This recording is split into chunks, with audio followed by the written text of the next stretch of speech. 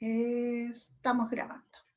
La clase anterior vimos la forma en cómo se clasifican las organizaciones desde 5 puntos de vista. Las clasificamos según su finalidad, según el giro, según la propiedad del capital, según su conformación jurídica y según su tamaño y dimensión, analizando el tamaño o dimensión desde 2 áreas, considerando el tamaño desde el punto de vista de las ventas y el tamaño desde el punto de vista del número de personas contratadas. Esas fueron las dos modalidades que vimos para ese análisis. La idea era que ustedes puedan responder,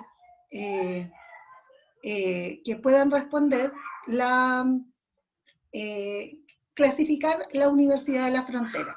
Como es una institución en la que, bueno, todos tenemos alguna relación en este momento, entonces la idea era que ustedes analicen qué características tiene la UFRO y a partir de eso hagan una clasificación. 22 personas respondieron, yo lo voy a revisar y las personas que hayan respondido correctamente la clasificación van a tener décimas para el siguiente control. Por lo tanto, parten con una ventaja. Las vamos a revisar ahora. No sé si alguien quiere contarnos de acuerdo a la finalidad. ¿Cómo se clasificaban? ¿Recuerdan cómo se clasifican según la finalidad? ¿Lucrativa o no lucrativa? Muy bien. ¿Lucrativo o no lucrativo? Ahí les tengo una pregunta. A ver, vamos a hacer esa como... Ahí. Respondan la primera pregunta. ¿La ven o no? Sí, ¿Pueden profe. ver una pregunta en pantalla o no? Yo sí. Sí, profesora. Sí, profe, sí aparece. Ya. Respóndanla a ver si... díganme si la pueden responder, por favor. Sí. Ahí está, Sí, sale. sí. Ahí ya empecé a recibir las respuestas. Respondan, por favor. La segunda todavía no la hemos pasado, pero respondan que sí a la segunda todos para que... no sé si permite seguir adelante. Es la primera vez que hago preguntas, entonces por Zoom, el cuestionario por Zoom. Generalmente trabajamos con Mentimeter, pero exploré una opción nueva en Zoom, entonces quiero ponerla a prueba con ustedes. Ya llevamos 33 respuestas.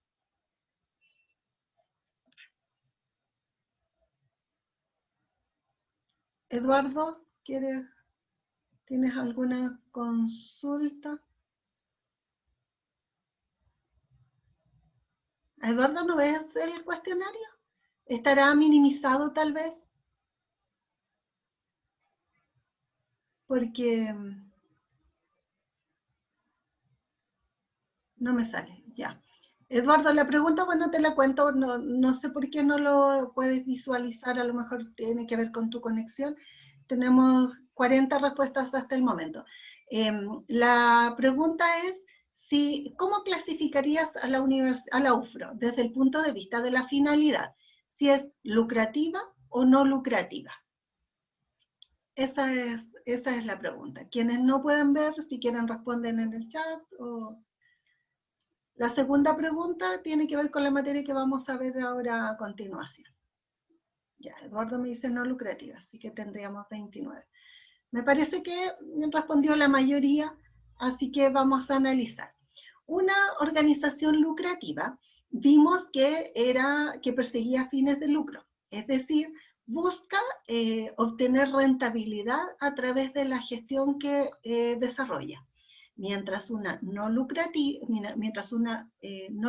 bien dicho, no persigue fines de lucro, sino que busca lograr algunas metas, algunos propósitos. Ahí cerré la encuesta. La no lucrativa busca lograr metas en vez de lograr tener rentabilidad. Normalmente la rentabilidad lo que busca es distribuirlo dentro de sus acciones, distribuir esas utilidades entre sus accionistas. Entonces, ahora viendo la respuesta, En realidad, 30 personas respondieron que era no lucrativa y 13 respondieron que era lucrativa. No sé si alguna de las personas que señaló que era no lucrativa podría contarme por qué opina que es no lucrativa. ¿Alguien querría comentar?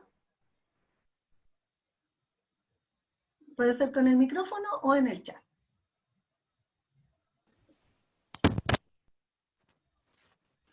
Profe, que había preguntado si por qué no era lucrativa.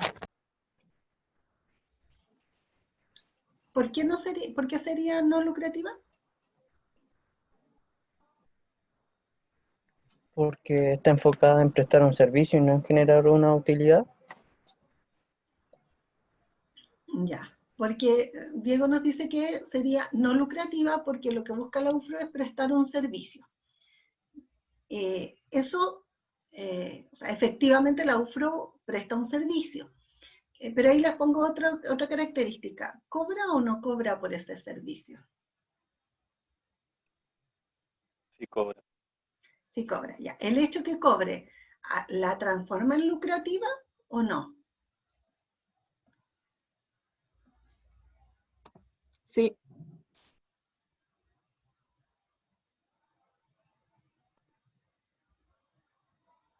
Sí cobra, Yo creo que no. sí. Bien. Javiera y Eduardo en el chat nos pusieron algunas observaciones que me parecen súper interesantes. Muy bien. Sebastián también. Efectivamente, el cobrar, el que la UFRO cobre, como que la Farmacia Popular cobre y otras instituciones tengan ingresos, no las transforma en organizaciones lucrativas. Les puse esa pregunta un poco para que profundizar un poco más en el análisis, pero en realidad la UFRO es no lucrativa. La Universidad de la Frontera, como otras instituciones públicas, no persiguen fines de lucro. Entonces, es cierto que cobran o directamente la mensualidad, quienes pagan directamente en la UFRO, o a través, quienes tienen beca, es el Estado quien paga la cantidad de dinero que corresponde al arancel referencial y que ingresa a la Universidad de la Frontera, pero a través de becas o a través de pago directo conforman los ingresos, pero esos ingresos no van en beneficio de una utilidad para la universidad.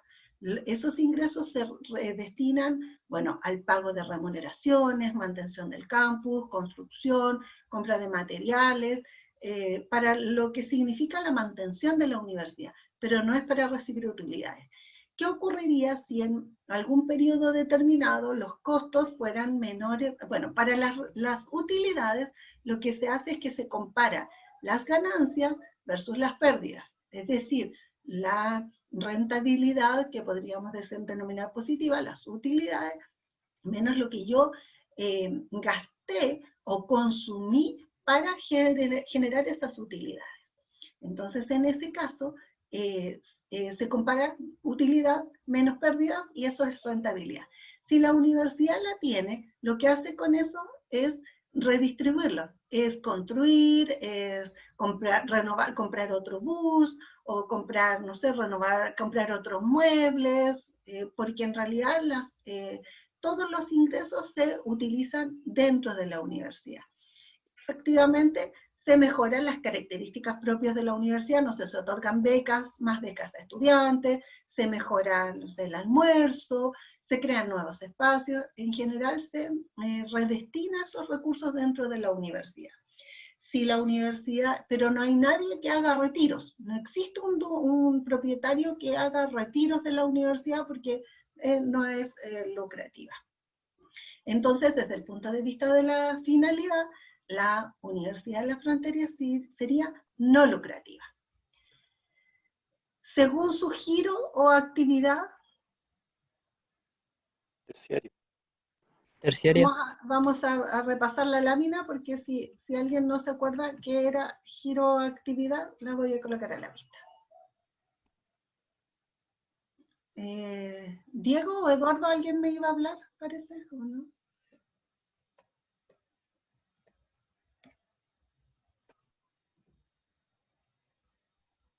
Profe, según su Terciario. actividad o giro sería una Terciario.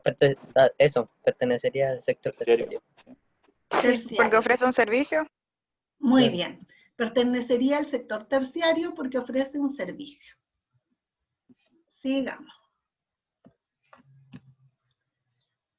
Esta sería una... ¿Sería individual? Vamos por descarte. ¿Sería individual? No. No. No, Vámonos al otro extremo. ¿Sería cooperativa? No. tampoco. Tampoco. Entonces corresponde a la parte intermedia, pero en lo que es la Universidad de la Frontera no es una sociedad anónima, no es una sociedad de responsabilidad limitada, es una, ¿saben cómo se llama? Corporación. Corporación. Corporación. Exactamente. La universidad es una corporación. Corporación sin fines de lucro.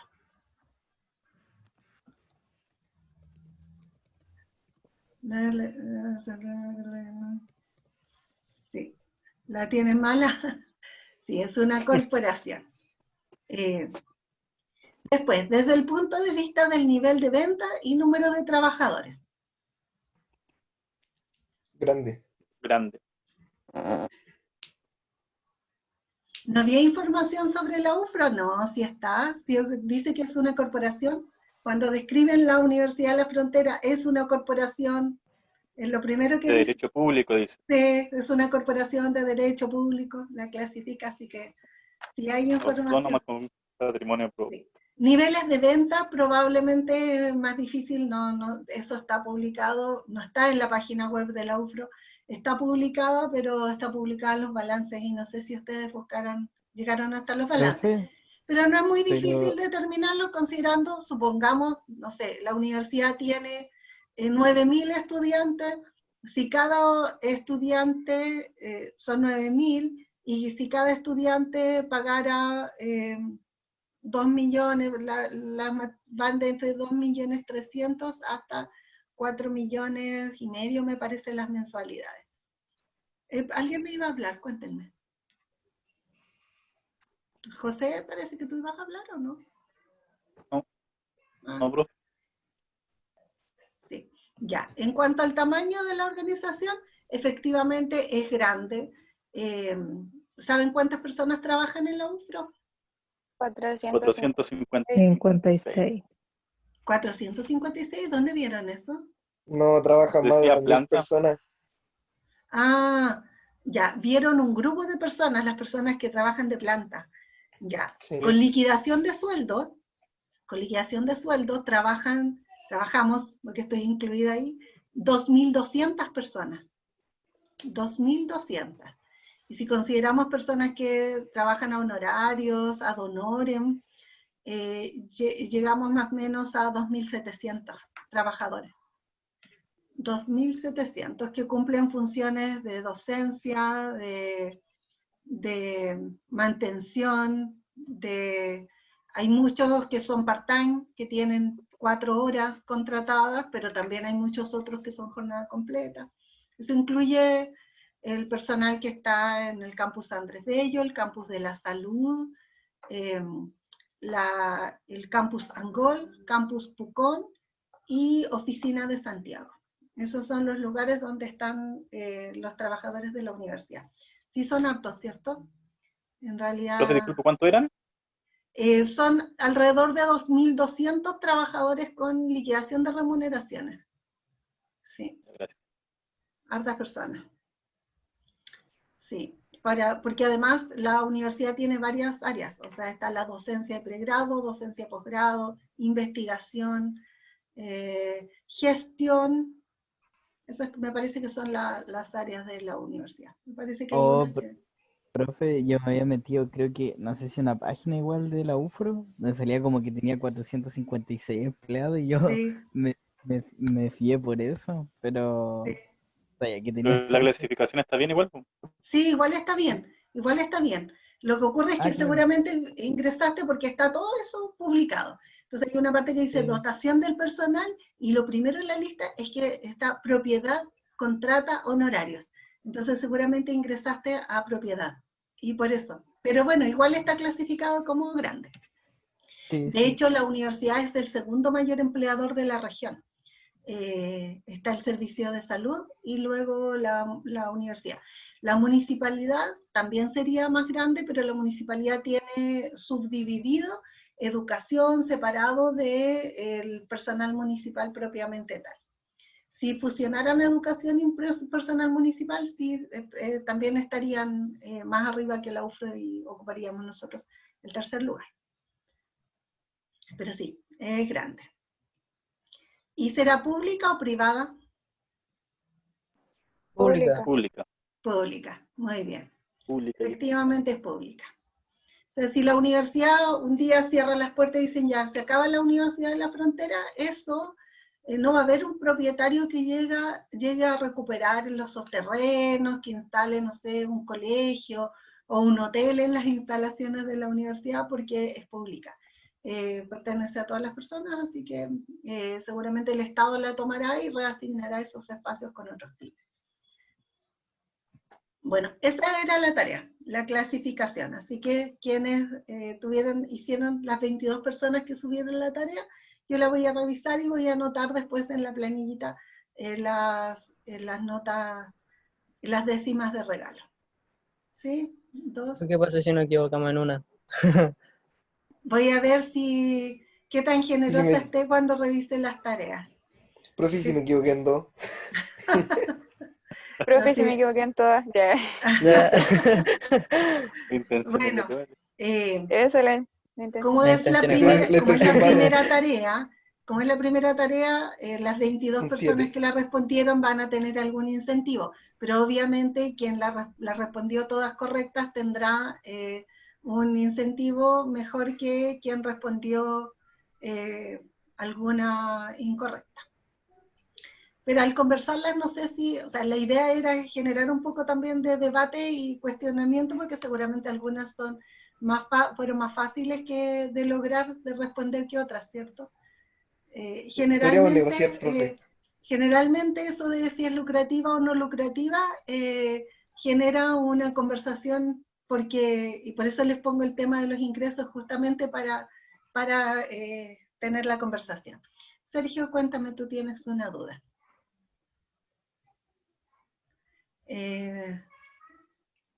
Y por la cantidad de personas, sí, podría ser que una organización tenga mucho nivel de venta y poquitas personas contratadas. En ese caso, las analizamos porque son dos dimensiones dependiendo hay que colocar desde qué punto de vista estamos analizándolo como grande o pequeña.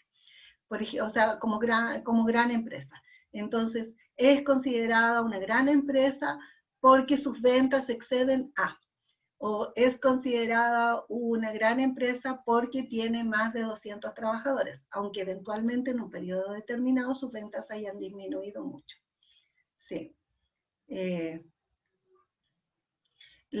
Claro, las universidades, muy bien, buen punto lo que dice Basti. Efectivamente, las universidades en la conformación, ninguna corporación está clasificada como lucrativa. O sea, las universidades no persiguen fines de lucro, las clínicas no persiguen fines de lucro, los hospitales no persiguen fines de lucro. Eso hace que no persiga fines de lucro la UFRO, pero que tampoco persigue fines de lucro ninguna universidad privada. Que no persiga fines de lucro el hospital regional, pero que tampoco persigue fines de lucro la clínica alemana. Entonces, ¿qué creen que hace una clínica que tiene propietarios para poder financiar? Porque si ustedes tuvieran, no sé, 1.000 millones de pesos y los quisieran invertir, tienen que tomar la decisión.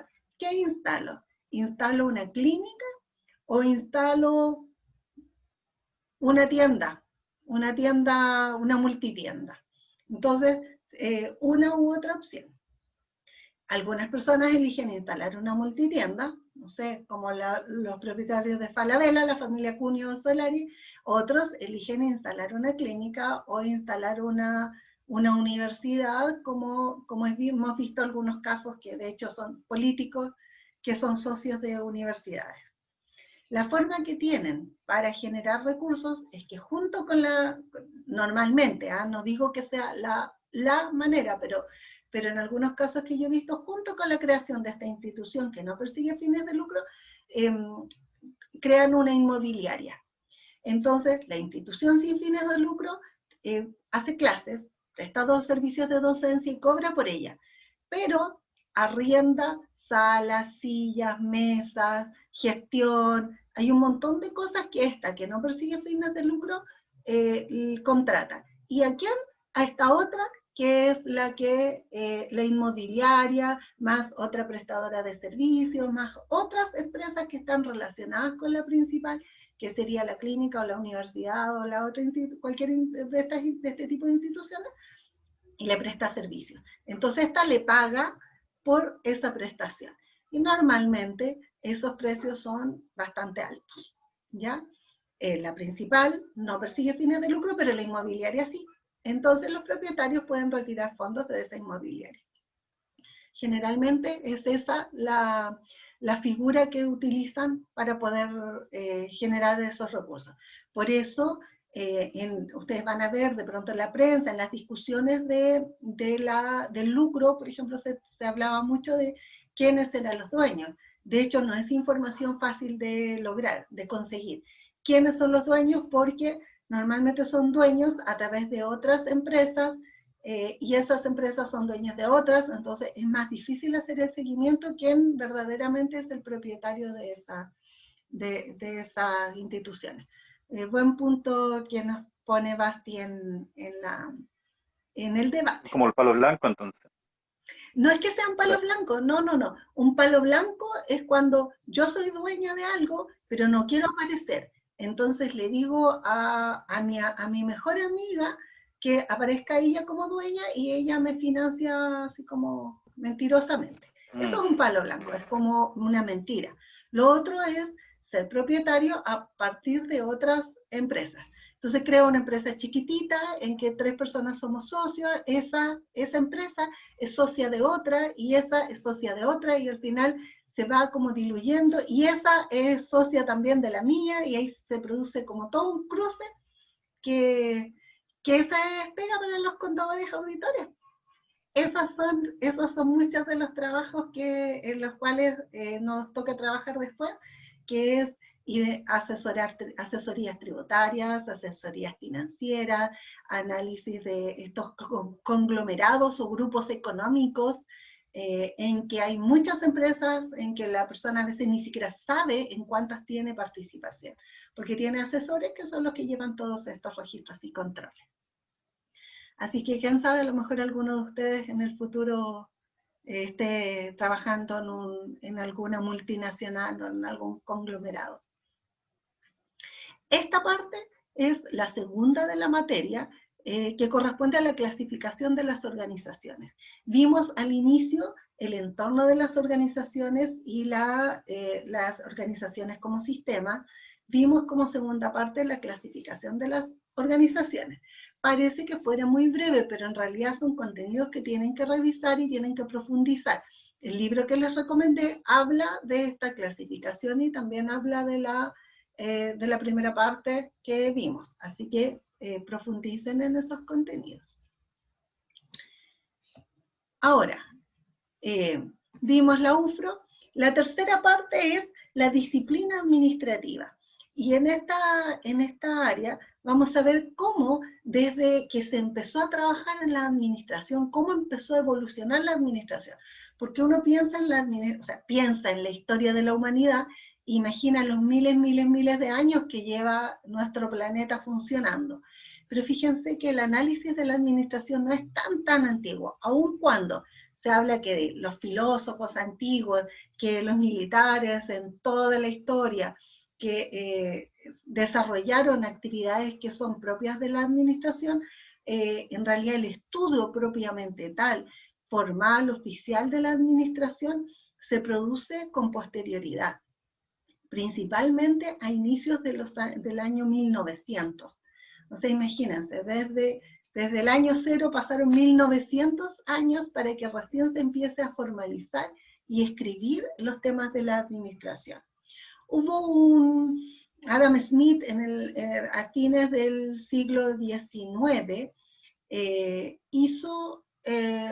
creó creó un libro que se llamaba La riqueza de las naciones, que un poco trataba de cómo las naciones debían interactuar entre ellas. ¿De qué manera? A través de la especialización y un conocimiento más profundo de los procesos que desarrollaban. Eso generó una gran importancia a nivel mundial, porque empezaron a analizar que en realidad la producción podía mejorarse, y eso beneficiaba a la economía. Esperemos un poquito.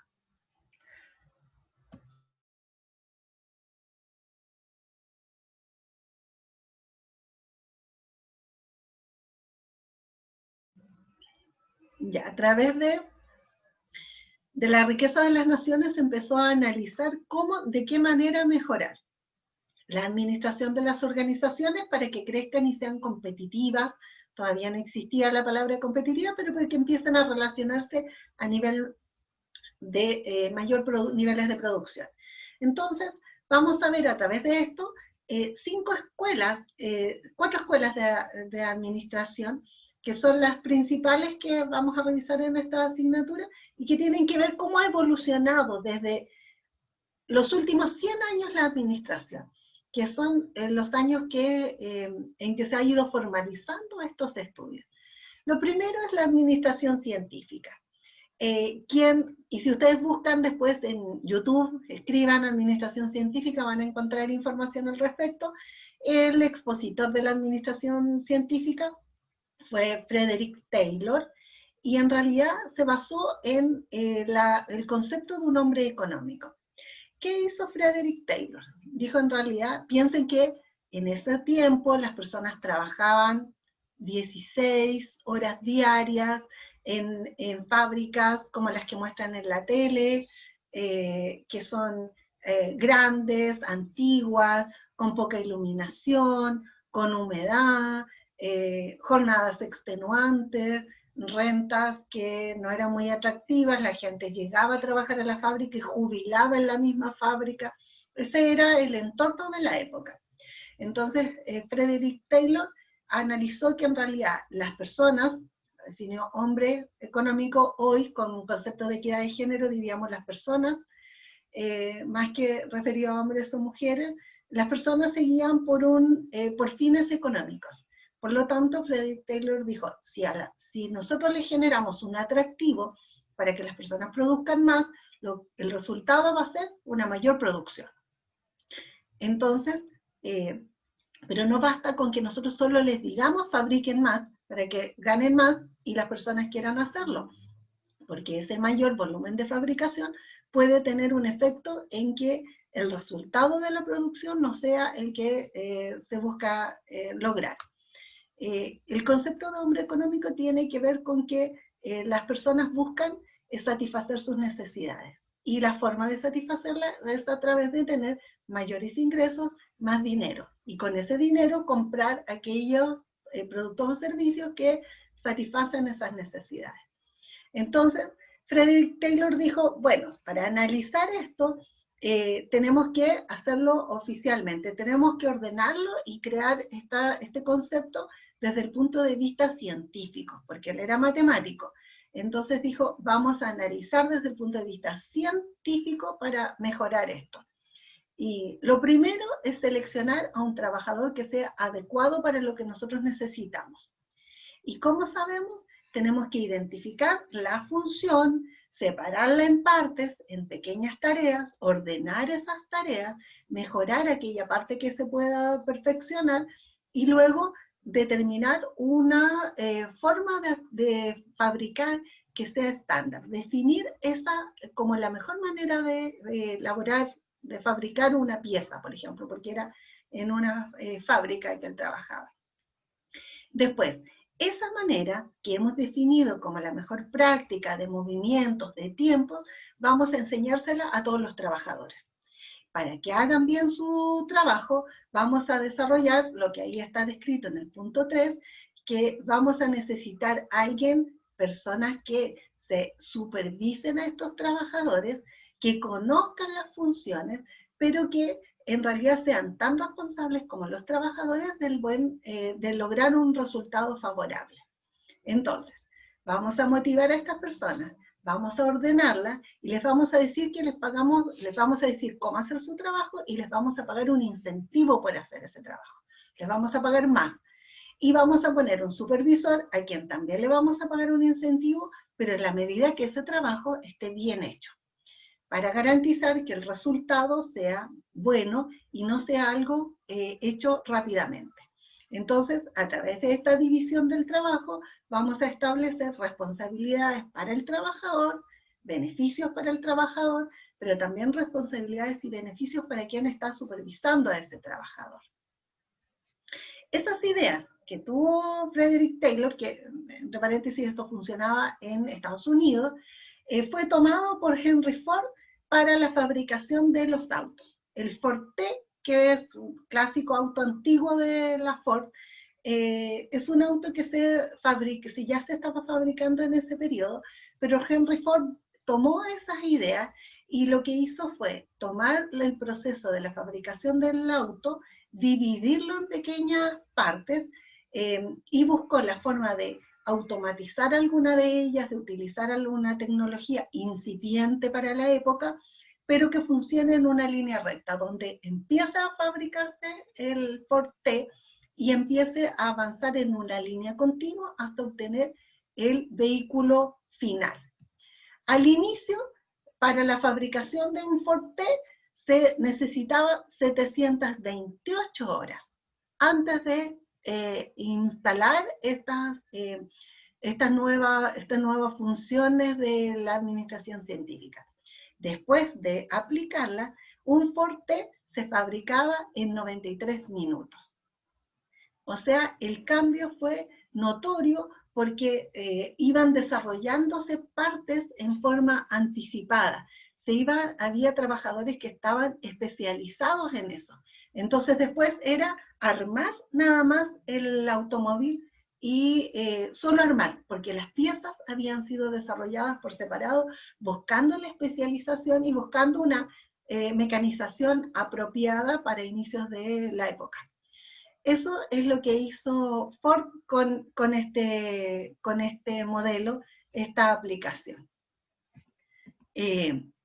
Entonces, bueno, ahí está lo que habíamos visto de la administración científica, ¿cierto? Se selecciona al trabajador que corresponda ad hoc con la tarea que iba a desarrollar, se le enseña a ese trabajador cómo hacerlo, se separan las funciones del trabajador, de la supervisión, se les da premios por mejorar, mientras más producen, más premios tienen, se determinan qué máquinas, qué cosas necesitan los trabajadores para desempeñar sus funciones, se divide el trabajo, es decir, ya no van a estar todos los trabajadores haciendo de todo, sino que van a estar haciendo repetitivamente su parte y van a tener una especialización.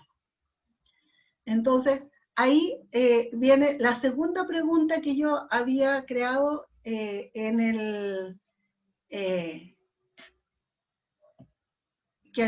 les había puesto, que es la segunda. Respondan ahora la segunda. ¿Creen que en nuestros días se sigue utilizando algunos aportes de la administración científica?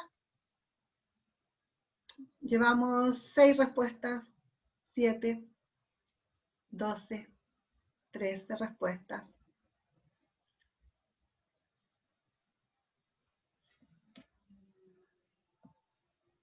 Eduardo, sí, Eduardo, ya me estaba acordando que Eduardo va a tener que responder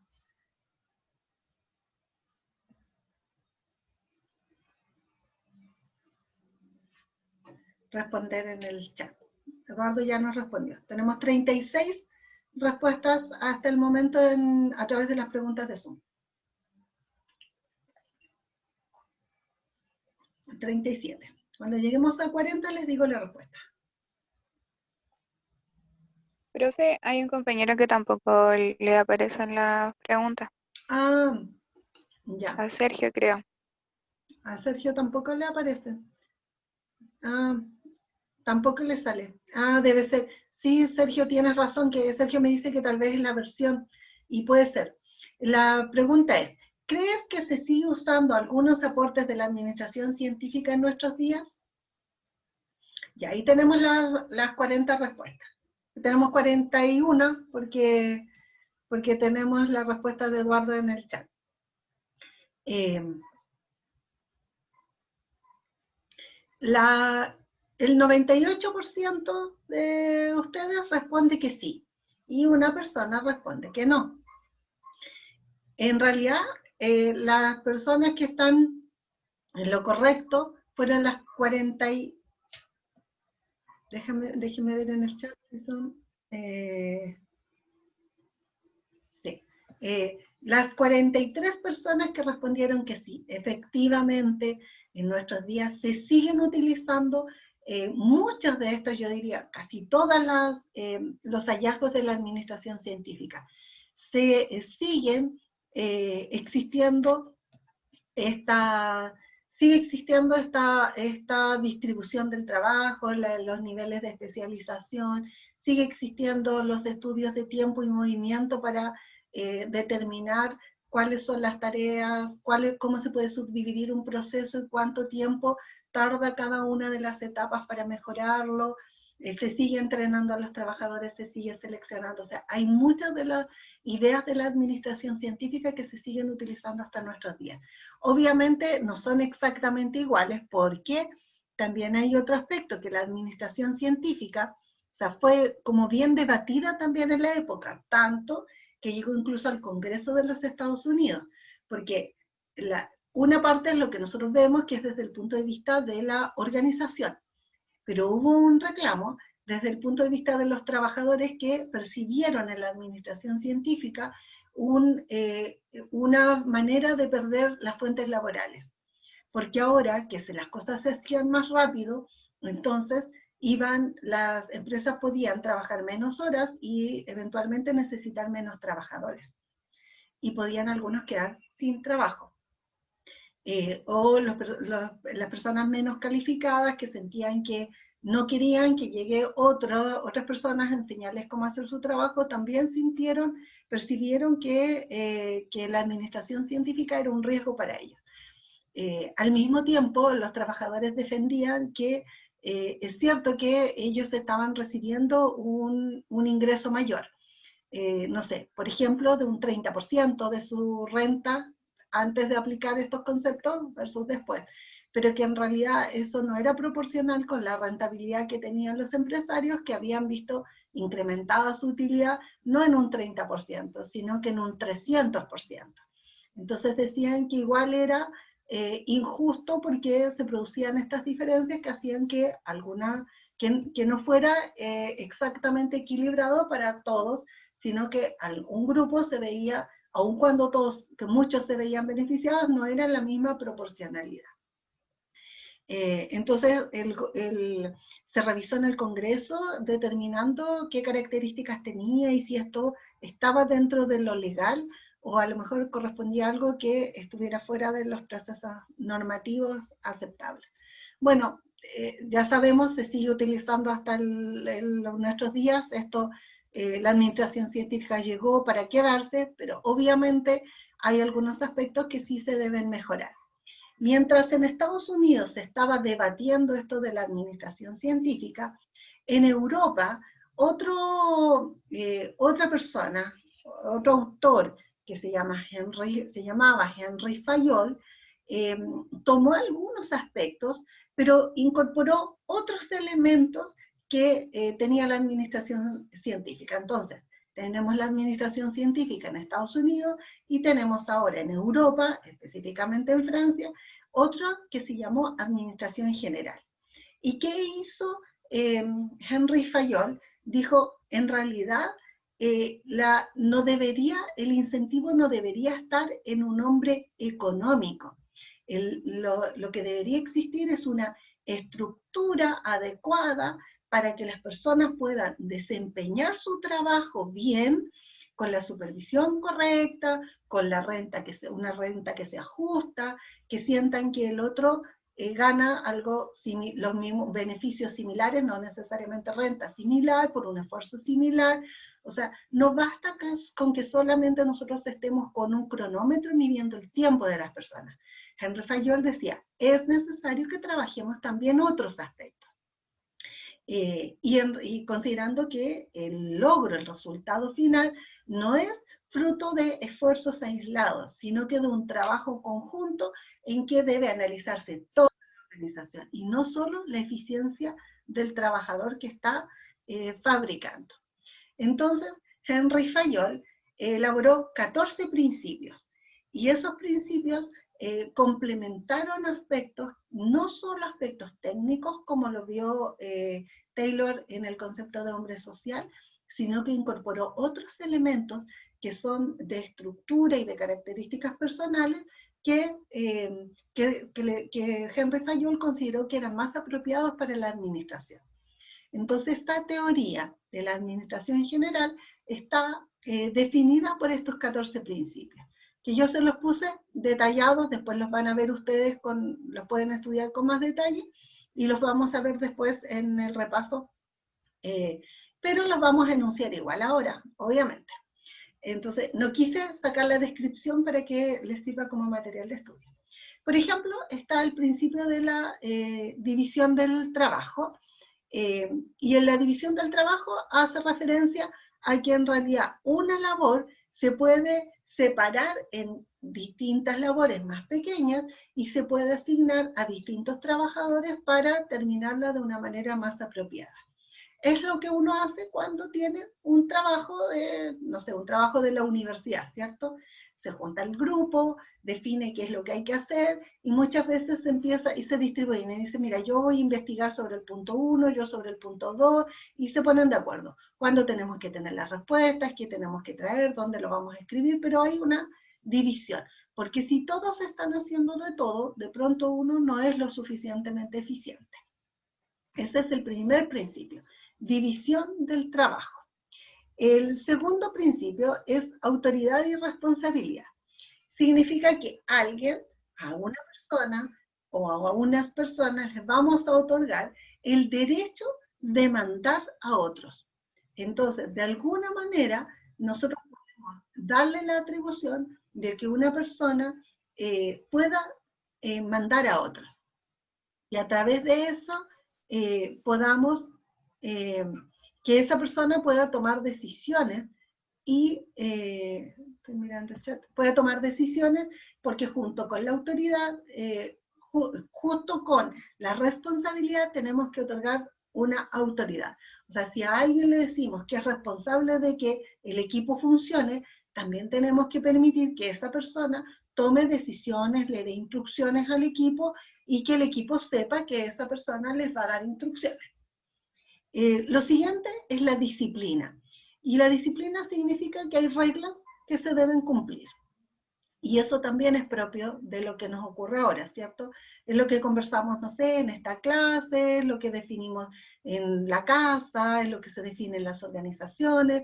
Entonces dice, ¿cuáles son las reglas que tiene la organización? Y esas reglas pueden ser horarios, pueden ser formas de trabajo, pueden ser maneras de relacionarse entre las personas, cumplimiento de tareas, relaciones entre los trabajadores, de qué manera nos relacionamos, nos comunicamos, cuál es la manera apropiada de hacerlo. Existe la unidad de mando, y es que cada trabajador debe recibir instrucciones de una sola persona. Porque si yo estoy elaborando sillas y tengo 10 jefes que me dicen cómo elaborar la silla, y uno me dice estampado, el otro me dice sin acolchado, el otro jefe me dice no, solo con madera, al final, ¿qué hago yo como empleado? ¿A quién le hago caso? La siguiente es la unidad de dirección, y significa que si varias tareas tienen un mismo propósito, entonces todas esas tareas deberían estar juntas y deberían tener solo un jefe. Y eso es para que la mirada y la forma de desarrollarla en realidad sea con una mirada similar. El siguiente es subordinación del interés particular al interés general. Eso significa que si en el curso hay 60 estudiantes y una de las personas quiere que la clase dure media hora, pero los otros 59 estudiantes solicitan que la clase se prolongue por 1 hora o más, en realidad el interés particular de esa persona queda supeditado al interés general. Entonces lo que prima es el interés general y el interés particular queda subordinado a él. O sea, mi propio interés queda bajo el interés del grupo en general. Esa es la subordinación del interés particular al interés general. La remuneración. La remuneración significa que debe haber un trato justo, y aquí Henry Fayol pone el concepto que debe ser justo no solo para el trabajador, sino también para el empleador. Es decir, deben ambos ganar de manera de tener una rentabilidad, pensando en las empresas de la época, ¿cierto? Una rentabilidad que les permite obtener los ingresos y que sea un ingreso que les permita conciliar sus gastos, funcionar acorde con el desempeño. Centralización significa que la gerencia debe tener la suficiente autoridad para tomar decisiones. O sea, si hay varios supervisores y esos supervisores tienen un jefe, este jefe está por sobre los supervisores y ellos sobre los demás. Por lo tanto, quien está a cargo, las cabezas principales de la organización, deben conocer cómo funciona, pero es importante que se concentre en una, sobre todo en una, o en un grupo pequeño de personas para tomar decisiones conjuntas, de manera de que no cada área de la organización se vaya por un lado distinto. Entonces, se otorga, se delega, pero también es necesario que las grandes decisiones puedan tomarse centralizadas y se pueda hacer un análisis de los datos. La siguiente es la jerarquía, y dice que en realidad los cargos se deben ordenar, que no todos hacen de todo y no todas las organizaciones son solo horizontales, sino que deben organizarse de manera de que sepamos visualmente de qué manera se estructura la organización. El próximo semestre vamos a ver más en detalle, porque hay algunos avances en estas materias, en que hay algunos conceptos nuevos respecto de la jerarquización, pero en general se produce un ordenamiento que normalmente se visualiza como un organigrama, en que uno visualmente puede identificar quiénes dirigen la organización y quiénes están bajo el mando de esa persona. Lo siguiente es orden, y dice que en realidad para llevar a cabo las funciones, las personas y los recursos de la organización deben estar donde deben estar.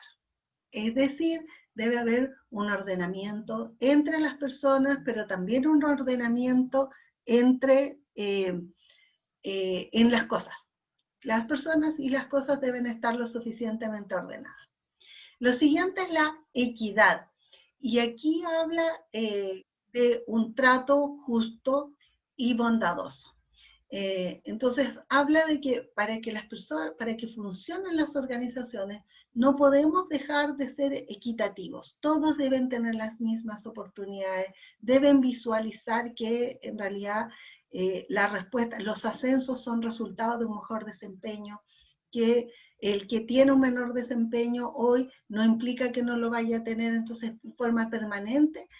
Los directivos, supervisores deben tener un entrenamiento para desarrollar un trato justo con sus trabajadores. Lo siguiente es la estabilidad.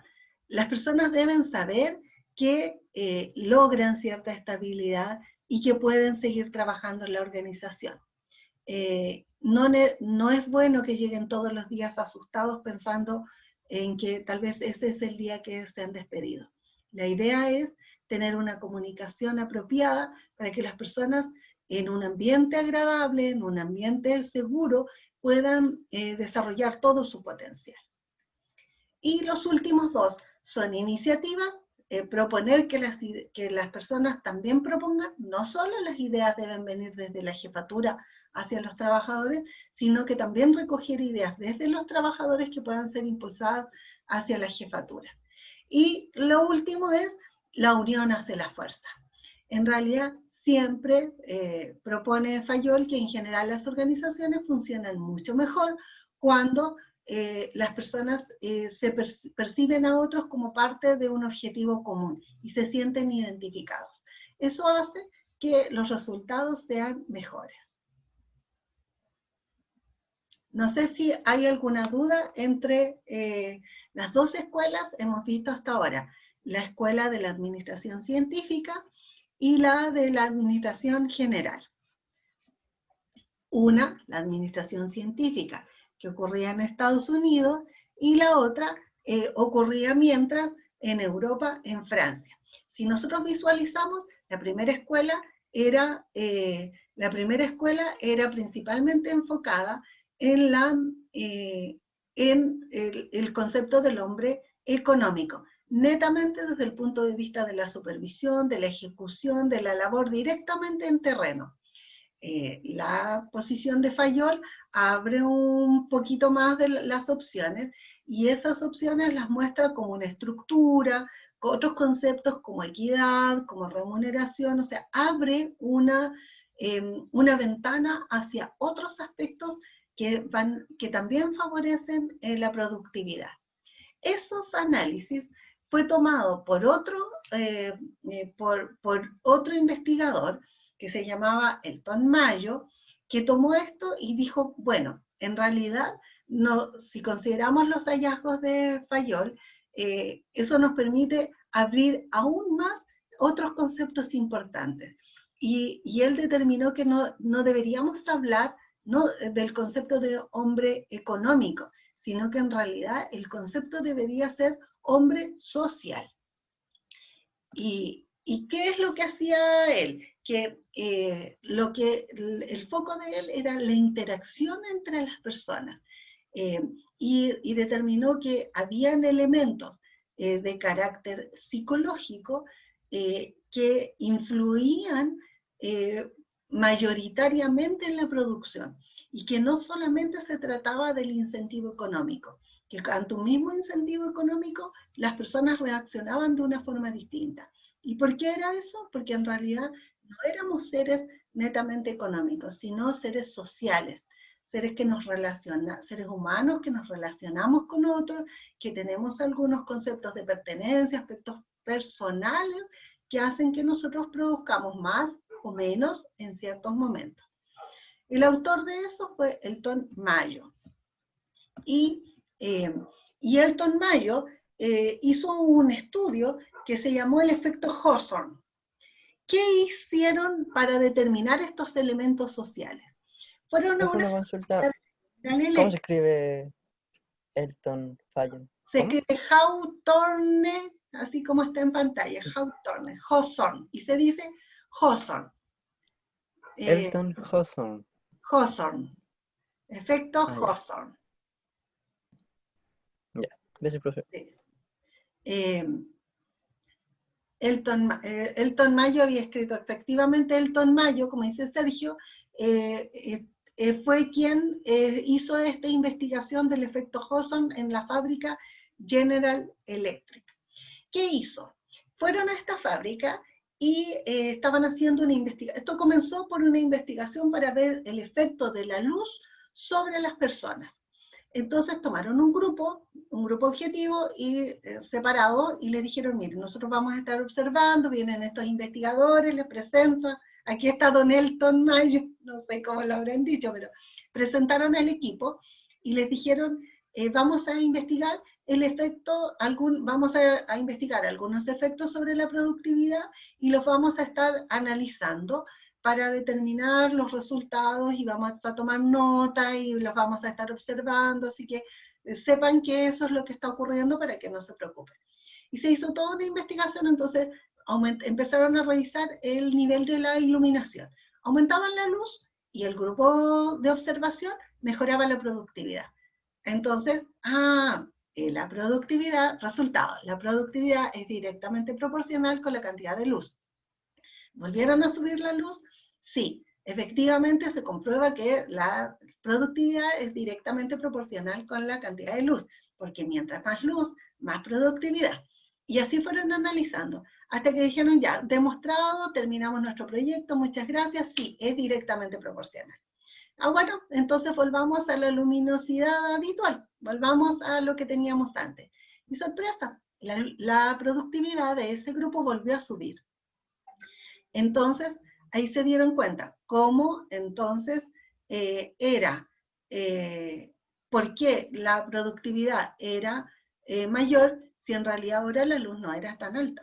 Entonces, volvió Elton Mayo y empezó a identificar qué aspectos entonces hacían que aun cuando ahora la luz no era mayor, la productividad siga creciendo. Y el descubrimiento de esto es que en realidad ese grupo objetivo sentía que lo estaban observando, sentía que eran importantes, se había producido una interrelación entre estas personas que era potente. Y esta interrelación entre ellos había hecho que logren trabajar en equipo, pero que también hubieran desarrollado redes fuera de la organización. Entonces, ellos estaban trabajando también en otros aspectos que estaban fuera de la productividad. Habían formado redes internas, había redes informales entre ellos. Ahí en pantalla ustedes pueden revisar el resumen del experimento Hobson y se identificó que el nivel de producción depende de la interacción social, o sea, cómo los individuos se relacionan, porque su comportamiento se apoya en lo que haga el grupo. Entonces, si todos se definen ciertas normas y ciertos comportamientos, el que llega se ajusta a esas normas y tiene un rendimiento similar. Y cuando eso no ocurre, el grupo lo excluye. Y como las personas buscamos socializar, observamos lo que ocurre en nuestro entorno y nos adaptamos. Entonces se produce algo que se denomina cultura. Luego, estos grupos informales no solamente siguen las reglas de la organización, sino que también definen sus propias reglas. Y estas reglas son las que funcionan y las pueden aplicar dentro de la organización, pero también son aplicables en contextos informales, es decir, relaciones fuera de la organización. Que los trabajos repetitivos, en realidad monótonos, aburridos, no ayudan al trabajador, reducen la eficiencia. O sea, si todos los días estamos haciendo lo mismo, en realidad se transforma en una lata. Y por último, que las personas, por lo tanto, no solo se van a sentir motivados por aspectos que son netamente económicos, sino que hay aspectos que son personales, sociales, que buscan otras compensaciones. De hecho, si yo les hago la pregunta, y contesten en el chat, si les ofrecen un trabajo, ¿les importaría solo el sueldo? ¿O qué aspectos, además del sueldo, serían interesantes para ustedes en su primer trabajo? El horario. El ambiente laboral. El ambiente, súper importante, que a uno le guste, ¿cierto? Porque nos pueden pagar súper bien, pero si nos están retando, si tenemos un trabajo que nos haga sentir mal, en que nos insulten todo el día, probablemente no. La ubicación, claro, si tengo que ir caminando 10 kilómetros para llegar al lugar de trabajo, probablemente no me gustaría. Las tareas, claro, si es... Las opciones de crecimiento. Perdón, ¿qué me dijiste? Las opciones de crecimiento laborales. Exacto. Yo puedo trabajar opciones de crecimiento, puedo trabajar ahora en algo que a lo mejor tengo una renta baja, que significa caminar harto, lo voy a pasar mal, pero eso me va a permitir, tengo un supervisor que es espectacular, que me va a enseñar mucho, voy a aprender de esa persona, voy a poder postular a una beca, esto es el antecedente que yo necesito para seguir creciendo en esa línea técnica, seguir desarrollándome en otras funciones, seguir creciendo. En general, hay muchísimos elementos. Generalmente cuando uno dice, ¿qué te motiva en un trabajo? Tal vez para muchos la primera idea es una idea económica, pero créanme que las posibilidades de la renta del primer sueldo no tienen que ver tanto en el desempeño futuro como en la posibilidad de crecimiento. O sea, crecer, tener la posibilidad de movilizarme. A lo mejor me gusta este trabajo porque voy a viajar, porque siempre he querido ir a otros países y con este trabajo voy a poder conocer lugares que antes no visité o relacionarme con personas que me resultan interesantes, súper bien. Y en el contrario también, si es un trabajo que no me motiva, que no me agrada, entonces estaré trabajando transitoriamente, pero pensando en la búsqueda de uno que sí me guste. Esperemos un poco porque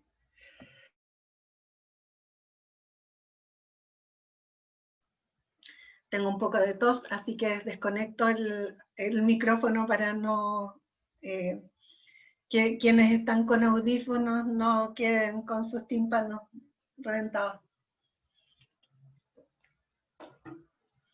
Entonces, aspectos como el hombre social siguen también funcionando hasta nuestros días. O sea, nosotros como seres humanos sí nos movilizamos por pertenecer a ciertos grupos, seguir ciertas modas, escuchar cierta música, a veces en forma autónoma y en otras veces solo por complacer a quienes nos interesa complacer. Una siguiente escuela, dijimos que íbamos a analizar 4, es la escuela de la calidad. Entendiendo la calidad, cuando uno piensa en calidad, uno dice, me voy a comprar un jeans de calidad, zapatos de calidad. La calidad es un concepto, pero no es que, o sea, hay niveles dentro de la calidad. Todos tienen calidad. Niveles niveles de calidad, digamos, inferiores, con estándares de menores exigencias, y otros de mayores exigencias. La calidad es un modelo implementado por los japoneses y significa Kaizen. Kaizen es el modelo estratégico de calidad total impulsado desde Japón. ¿Y qué es lo que dice el concepto de la calidad? Dice, sí, lo que ocurre es que nosotros nos movilizamos en función de los resultados, y para obtener esos resultados debe existir una cultura, es decir, debemos todos conocer y comportarnos de una manera adecuada, una actitud que nos impulse a desarrollar ciertas funciones, un consenso o acuerdo de cómo vamos a hacer, y un ambiente laboral que favorezca estos conceptos de calidad. Y esto está basado en varios conceptos. El más conocido es el círculo de calidad de Deming. ¿Y qué significa eso? Planeamos hacer algo. Planeamos celebrar un año próximo año. Celebramos un año de estar en la universidad. O celebramos terminar el primer semestre con excelentes notas. Entonces planificamos qué es lo que queremos hacer, cuáles van a ser los resultados de la actividad que vamos a desarrollar, y hacemos toda una planificación de qué vamos a hacer para lograr esa actividad. Planificamos. Después lo hacemos. Aquellos aspectos, aquellas tareas, aquellas acciones que hemos planificado, las llevamos a cabo. Los ejecutamos, los hacemos. Después verificamos y vamos haciendo seguimiento. ¿Cómo vamos? O sea, lo que queremos es aprobar todos los ramos. Planificamos. Vamos a tener la asignatura de 7 semanas, con pruebas en tales semanas, con controles en tales semanas, y empezamos con las clases, y empezamos con las pruebas. Ahí estamos en el hacer. Después verificamos. A ver, pero ¿cómo vamos? ¿Han tenido notas? Sí, tuvimos un control. ¿Qué notas tuvimos? Bueno, muchos tuvieron 7, otros tuvieron un 5, un par de personas mínimas tuvo un 3. Ya, pero ¿qué hacemos? ¿Estamos bien? ¿Estamos mal? ¿Estoy contento? ¿Me saqué un 7? ¿Me relajo o no? Y ahí tomamos decisiones a partir de lo que tenemos. Súper bien, me saqué un 7, pero en realidad, ¿qué ponderación tiene ese 7? ¿Me puedo relajar y no estudiar el resto del semestre? O sea, tomo medidas correctivas. Me saqué un 3. ¿Qué medidas correctivas tengo que tomar para revertir ese 3? Entonces, con esa nueva información que obtuve, vuelvo a planificar. Sí, en realidad, ¿qué pasó? ¿Por qué me saqué el 3? no lo estudié bien, las preguntas no eran lo que yo esperaba, pensé que iban a ser mucho más fáciles, me preparé, al contrario, me preparé tanto y estudié tanto y lo memoricé tanto que me puse nerviosa al momento del control y tal vez eso afectó. O sea, hay ciertos elementos que tengo que conocer porque el resultado de eso no fue el mejor. Y entonces se produce un ciclo. Con esa respuesta yo vuelvo a planificar y tomo decisiones iguales o diferentes la próxima vez que me vea enfrentada a este mismo dilema de tener otra vez una prueba. Ese es un círculo que dentro de las organizaciones se está movilizando permanentemente. Siempre estamos en este círculo de planificamos, hacemos, verificamos, actuamos. Y luego con esa información seguimos planificando, seguimos haciendo, seguimos. Es un círculo que está desarrollándose de manera permanente. Tomo decisiones a partir de los avances de ese círculo. Hay otro modelo que es el de las 5S. Quiero ver si el tiempo me alcanza. Sí, a ver cuántas láminas me faltan. Sí, alcanzamos. Y quiero hacerles un juego. A ver si me resulta aquí tomar... A ver si me resulta este jueguito de las 5S.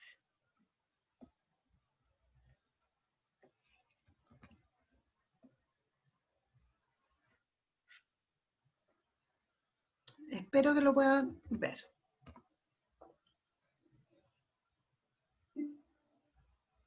Este es un juego que se denomina de las 5S.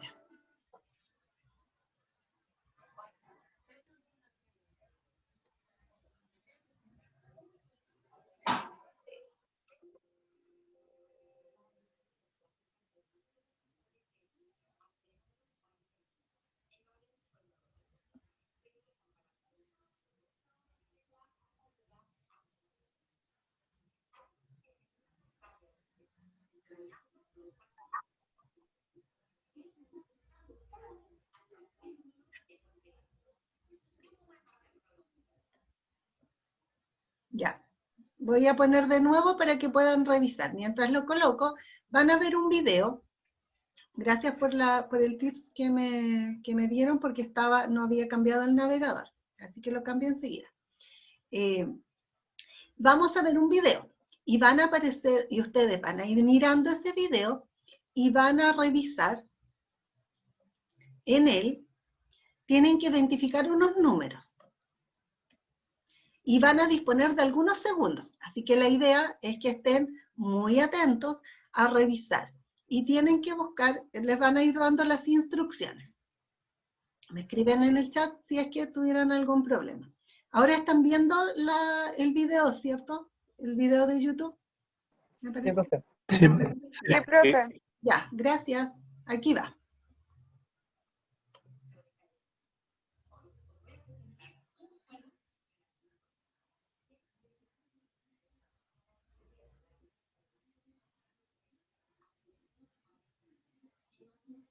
¿No se escucha, profe? ¿No se escucha? Ya. No, profe, no se escucha. No. Ya, yo les voy a ir diciendo entonces. Yo les voy a ir contando de qué se trata. Va a aparecer en pantalla una secuencia de números que van a aparecer números, va a haber una secuencia en medio y tienen que ir identificando visualmente los números entre el 1 y el 49. Van a aparecer ahí y la idea es que ustedes los puedan revisar e identificar esos números. Sí, y lo vamos a ir trabajando desarrollando los pasos de las 5S. Entonces, vamos a empezar con 25 segundos. Ya, el 1 está ahí. Sigan, 2, 3, hasta el 49. 2, 3. Después me van a contar hasta qué número llegaron. Tienen que seguir visualmente. El 1, luego busquen el 2, luego encuentren el 3. Ya. ¿A qué número llegaron? No alcancé ni a pillar el 2. No alcancé a pillar el 1. Rayos. Ay, pero el 1 estaba en rojo. Yo tampoco pillé el 2. El 1 estaba Yo llegué hasta el 3. hasta el Yo 2. llegué hasta el Tengo 4. miopía, profe. Había que buscarlo en orden. Claro, o sea, Sí, el po. 1, luego el 2, Ah. luego el 3. Natalia llegó hasta el 3, Millaray hasta el 3, Súper. Valentina hasta el 4, Yo igual hasta el 4. hasta el 4, varios llegaron hasta el 4. Ya, ¿Y en lo qué que parte está el 2? estamos practicando las 5S. Entonces vamos a ver con un pequeño cambio qué ocurre si aplicamos un concepto de calidad de las 5S. Entonces, yo llevaba 20 en desorden, dicen. Ah, porque los iba, claro, Brian iba buscando los números y después ordenándolos mentalmente. La idea era ir en secuencia. Entonces, veamos ahora qué pasa si hacemos un pequeño cambio en la búsqueda. Ahí en pantalla se veía el orden, pero ahora si aplicamos un pequeño cambio, veamos lo que ocurre. Si pudiéramos mejorar el tema, y yo les pedí que busquen del 1 al 49, pero también aparecían otros números. O sea, había números desde el 50 hasta el 99 y eso era más confuso porque era más información. Entonces ahora vamos a eliminar lo que sobra. Eliminar lo que sobra y vamos a dejar solo los números del 1 al 49. A ver, ahí sigue el mismo número 1, en el mismo lugar, pero ahora ya no están los números que sobran. Del 50 en adelante ya no existen. Entonces vean ahora hasta qué número pueden llegar. Mantienen la misma ubicación que antes.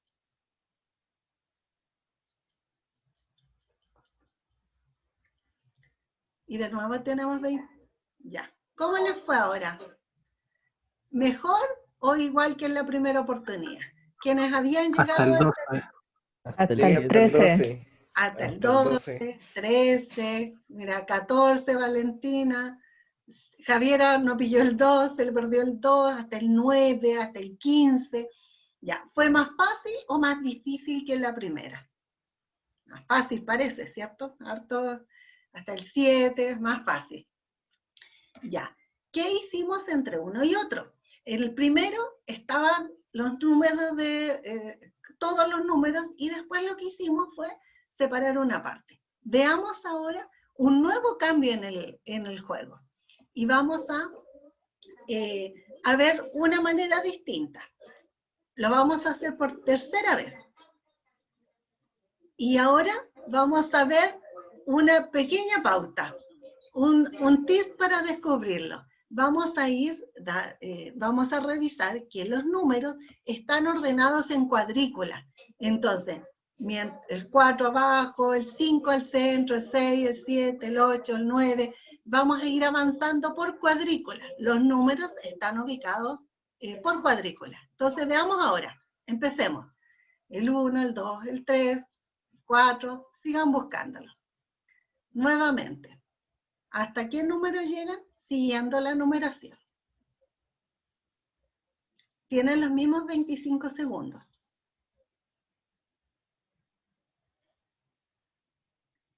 Ahora ordenados y siguiendo. Ya. Ahora, ¿cómo les fue ahora en los números? ¿Fue más Hasta el fácil o 27. más difícil? Hasta el 32. Mira, hasta el 27. 49, hasta el 26, 28, 21. Claro, tenemos ahora 16, 23, claro. Se ven, mejoraron, miren, Javier hasta el 41, uno de ustedes llegó hasta el 49, el 32, Diego. Súper, avanzaron mucho mejor. ¿Por qué? Porque ahora sabían que existía un flujo que seguir para lograr. Y veamos ahora veamos ahora qué pasa. Ahora veamos si podemos llegar hasta el 49 y a ver si todos lo logramos. Y ahora, y con esta forma, son los números del mismo tamaño, todos. Ya. ¿Cómo les fue?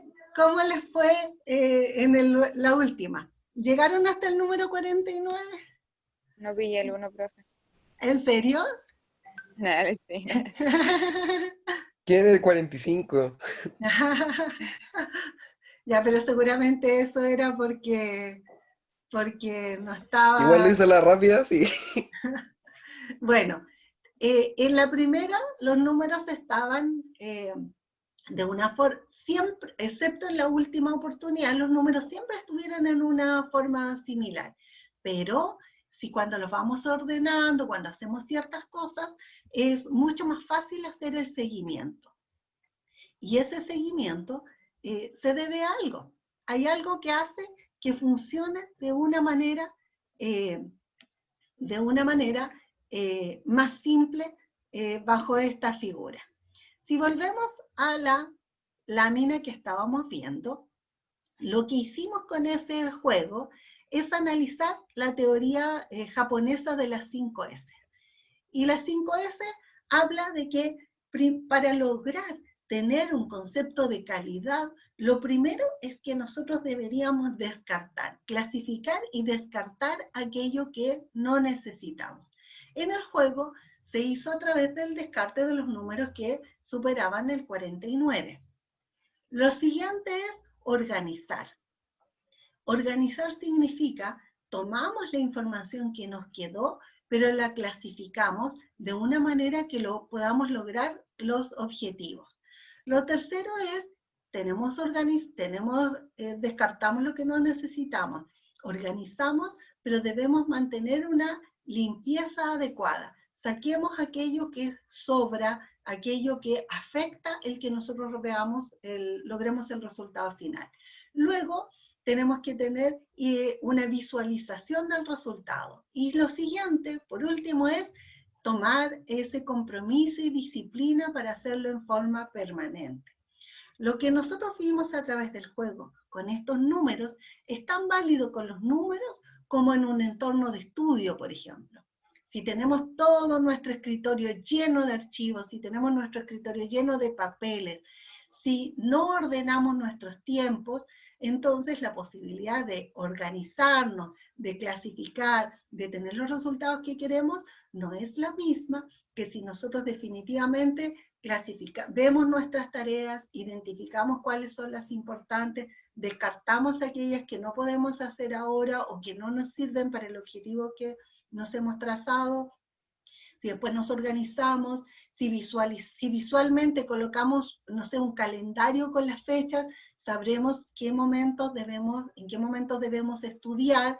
Si además ese estudio lo tenemos claro, si lo sabemos mantener y asumimos eso como una rutina permanente de estudio, entonces lo que vamos a lograr es un concepto de calidad total, de ordenamiento mediante esta técnica que se llama 5S. Y lo que es válido para este juego de los números es tan válido como al momento de cocinar o más válido al momento de estudiar, pero también tremendamente pertinente dentro de las organizaciones para lograr sus objetivos. Entonces, vimos aquí en esta clase los 4 enfoques. Vimos el análisis de la escuela científica, o administración científica, la de administración general, la de las relaciones humanas y la de la calidad total. 4 escuelas que se han desarrollado en el tiempo, que han permitido construir la administración de la manera como la conocemos hoy. Y es la forma que tenemos de revisar conocer la administración y perfeccionarlo para aplicarlo después en las organizaciones. El PPT de esta información no lo he subido todavía al campus. Recuerden que con esto terminamos los contenidos de esta unidad. Con esto termina los contenidos para la primera prueba. Por lo tanto, yo voy a subir el PPT ahora y el video hoy día en la noche. O sea, probablemente mañana ustedes ya lo van a poder revisar, a menos que se acuesten tarde y lo vean tarde. Tanto el video como el PPT va a estar en el campus. Y esta información les va a servir para estudiar. Recuerden que la idea es que estudien y el martes podamos hacer una revisión de sea un repaso, que ustedes hayan estudiado previamente Y el día martes vamos a hacer un repaso de todos los contenidos de manera interactiva, y la idea es que repasen para que puedan saber de qué materia tienen que profundizar y seguir aprendiendo ustedes. No sé si hay alguna otra observación. El PPT lo voy a subir ahora, o sea, hoy día en la noche, lo mismo que tanto el PPT como el video de esta clase. Y ya, la clase, sí, Brian me pregunta, que me dice en el chat que no he subido la clase del martes. Sí, voy a subir ambas, tanto la clase del martes como la de ahora.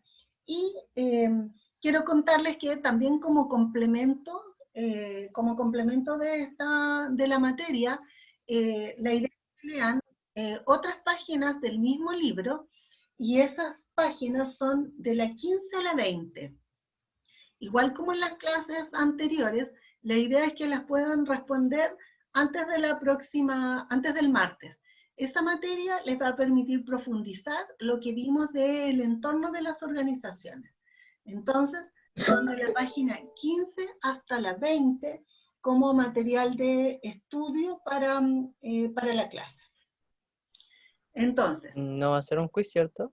¿O sí, lo tengo con las fechas dentro del, indicado dentro del sistema de notas parciales. La idea es que cada contenido que ustedes lean se traduzca en alguna evaluación para que haya más motivación de estudiar y para que no se les junte en realidad a última hora también los contenidos. Pocas páginas que puedan poner a prueba inmediatamente. En el semestre, que en realidad semestre entre comillas, en estas 7 semanas tenemos 3 de esas evaluaciones. Esta sería la segunda. Y esa evaluación, la idea es que la puedan responder, va a quedar habilitada mañana al mediodía, igual que la anterior, y tienen plazo hasta el día martes antes de la clase para responderla. En esta oportunidad es desde la página 15 hasta la 20 de material de estudio. donde dice empresa, empresario y entorno empresarial, ¿cierto? Sí, esa, Ya, de la página 15 hasta la 20. ya.